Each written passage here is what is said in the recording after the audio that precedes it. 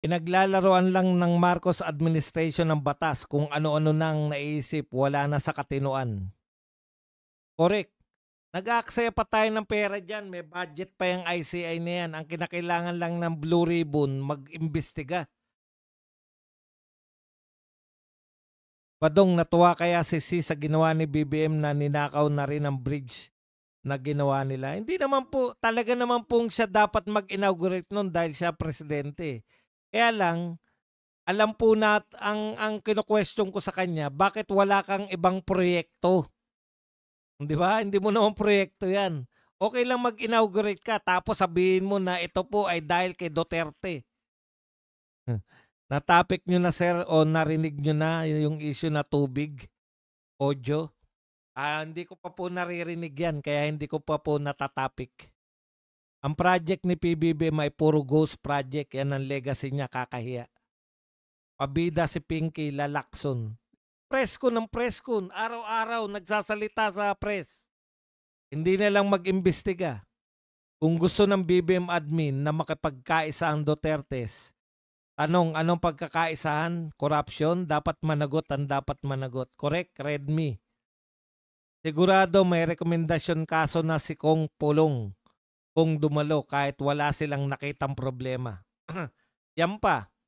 Bakit unahin yung Davao? Meron bang nagsabi na may ghost project sa Davao?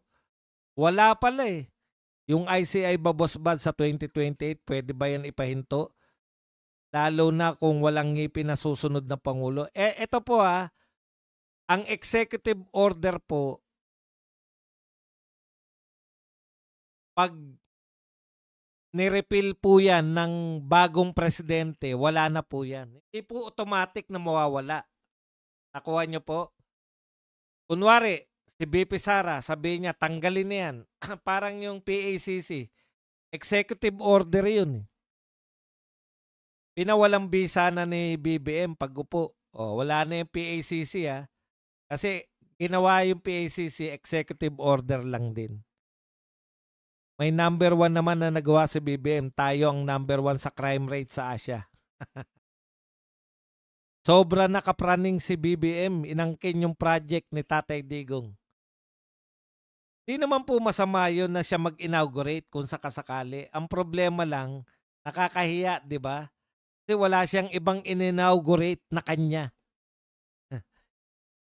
Sir Badong, takot na sa kudita si Bangag. Binubudol ng mga sundalo at pulis at magbibigay daw ito ng salary increase starting daw sa January 2026.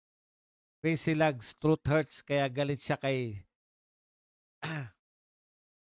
Pagdating sa korte, talo ang kaso kasi illegal ang kinuhang basehan galing sa ICI. Walang batasan. Hindi naman po. Hindi, ang executive order po, tinaw ko lang po mali po yung, hindi po illegal ang ICI. Itinatag po to sa pamamagitan po ng executive order. Magkaiba po yan. Parang, ang executive order po, parang DepEd order. Hindi po yan batas yung DepEd order. Hindi po yan batas. Pero lahat po ng taga-DepEd, dapat sundin niyang DepEd order. Ibig ko sabihin, ang executive order naman, lahat ng taga-executive under ng executive order. Sino-sino po yung executive? Lahat po ng department, under po yan. Kaya susunod po sila dyan. Hindi po siya illegal. Ang basehan niya nga executive order. So mali po yun na walang basehan na illegal lang ICI. Hindi po yan yung sinasabi natin. Kaya lang limitado yung scope niya. Para saan lang? Para sa executive department. Sino-sino po member ng executive department? Lahat po ng department. Lahat po ng mga executive, katulad po ng gobernador, mayor, barangay, etc. Okay, malinaw yon. So sino hindi sakop? Yung legislative na binubuo ng mga korte, pinamumunuan ng Supreme Court, ay legislative binubuo ng Congress, senador at mga congressman. Yung judiciary na binubuo ng mga korte at pinamumunuan ng Supreme Court, hindi po sila sakop ng executive order. So malinaw po yun Pag may tanong po kayo para po naliliwanagan natin. In the first place, meron naman type tayong PACC noon para sa corruption. Pero pagka po inalis, tapos magtatayo ng ICI na independent kuno, bangag talaga. O katulad po niyan, yung PACC kasi ay create siya through executive order. So madali po siyang tanggalin ng bagong presidente. Kaya tinanggal po siya ng bagong presidente. Ayaw nyo ng PACC. Unlike po ng batas, para mo po mabago yung batas, kinakailangan gumawa ka ng batas uli na babaguhin mo o tatanggalin mo yung batas na yan. Mas madali po yung executive order na tanggalin. Boss Buds, kung sakaling may nangyari kay PRRD, wag naman sana. Pumayag kaya si Bangag na ilibing si PRRD sa libingan ng mga bayani? In the first place, gusto ba ni Tatay Digong na malibing sa libingan ng mga bayani? Wala siyang karapatan tumanggi. Dahil batas po yan eh. Lahat po ng presidente ay pwedeng ilibing dyan. Ang question lang, gusto ba ni Tatay Digong na dyan malibing? Hindi naman eh.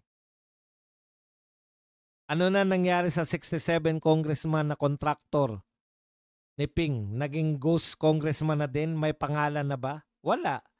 Dahil ginawa lang yan ni Ping Lacson nung hindi pa siya yung Blue Ribbon. Gusto niyang agawan ng eksena si Marcoleta. Badong, ang sabi ni Sandro, ang insertion daw niya ay nilagay niya sa Davao City. Ano kaya masasabi ni Pulong Duterte dito? Hindi po, tinatanggihan niya nga yan eh, na paano naman ako maglalagay ng insertion sa Davao City. Hindi po, tinanggi niya nga po na may insertion siya sa Davao. Lumabas lang ang survey na kinahahan na sila. Impeachment na naman, mga bukang bibig naman. Hindi naman po nawala sa kanila impeachment eh. Diba? Yung banta po na impeachment, hindi po natanggal sa mga bibig ng mga hinayupak na yan. Boss Bad, sabi ni Boying Remulla sa Facebook ngayon, yun ang direction yan kasi hindi naman forever ang ICI at meron namang batas na nag-create ng Office of Ombudsman na ngayon. Tama. Wala naman talaga yan eh. Ang ICI po, diversion lang yan. Para kunwari, meron talaga silang ginagawa laban sa korupsyon. Pero sa totoo po, wala. I have no question po. Furthermore, nasagot nyo lahat ng maaari kong itanong. Legal, pero di na kailangan mag-create dahil meron ng BRC. Hindi nga po talaga dapat. Kaya po siya, kita nyo yung create niya. Ang katwiran ng BRC, wag na tayo mag-investigate. Na sana tuloy-tuloy lang yung BRC, pero dahil meron pong create na silang ICI, may katwiran na si Tito Soto. Wag na, tigilan na natin yung investigasyon kasi may ICI naman. Nakakabahala ang itsura ni Sandro Marcos nung pumunta sa ICI. Nangingitim na ang paligid ng kanyang mata. Baka hindi na natutulog. Sa pamilya Marcos, tulog-tulog din po. ICI was built just to protect Bangag. Yan. Yan po. Ganyan talaga maiisip natin, di ba? To protect Bangag allies and him. Si De Lima ang naghahanda na para sa susunod na impeachment kay BP Sara. Opo, naghahanda na po sila. Wala nga lang silang masabi pang krimen. Inuna na po nila na ngayon lang po, dito lang po, kay BP Sara lang po nila, wala pang sinasabing krimen, naghahanda na sa impeachment. Kakaiba po talaga eh. Wala tayong magagawa eh. Sobrang appreciated ko po, boss Badong, lahat ng pagtuturo at pagpapaliwanag sa mga political issues na diabot ng aming pag-iisip. Maraming salamat po sa mga nakaka-appreciate katulad ni Lakay Dudes. Yan po talaga yung gusto natin, eh, no? Maipaliwanag natin sa mas madaling maintindihan. Hindi ko po purpose dito na magsalita ng mga malalalim na bagay. Yung mga ang personal ko po na paniniwala, dapat yung mga mahirap intindihin, maipaliwanag natin sa mga mamamayang Pilipino para to democratize, no, kung ano yung nagaganap. Oh, yan po. Tapos para lahat tayo alam natin kung ano yung nangyayari, 'di ba? Siguro yan yung advantage nung mga katulad namin kasi yung iba sa sobrang talino, hindi na nila maipaliwanag ng mababaw yung mga nangyayari sa lipunan. Yung iba sa sobra namang ano, wag na tayo antyawan na lang natin yung sobrang matatalino. Yung mga sobrang matatalino, pati pagpapaliwanag nila, ang lalim pa rin. Matapos lang term ni Marcos, walang nagawa kundi mangulimbat. Sabi ni The Apricot. Correct ka dyan. Hindi man siya direkta, hindi man niya maaminin na, sabihin na natin na hindi man siya nagnakaw. Mahirap kasi sabihin na nagnakaw, eh, 'di ba? Kung wala tayong maiturong ebidensya. Ipagpalagay na natin na hindi siya magnanakaw, pero siya rin mismo nagsabi na ang lawak ng korupsyon. Siya yung namumuno. Kaya nirereklamo niya yung sarili niyang administrasyon. Saan ka nakakita nun? Hanggat BBM nakaupo, wala tayong maasahang magandang mangyayari sa Pilipinas. Systematic corruption ang legacy ng admin. Sir, ano update kay Tatay Digong? Ang pinakahuli po nating nalaman, hindi po naaprobahan. Matagal na po pero wala tayong fresh update. Hindi po aprobado yung hinihiling nilang interim release. Pero only naman pala yun. Pwede naman palang humiling ng ng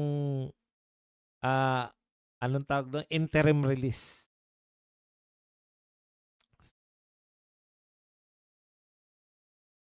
Kaya malamang doon siya magpapasko.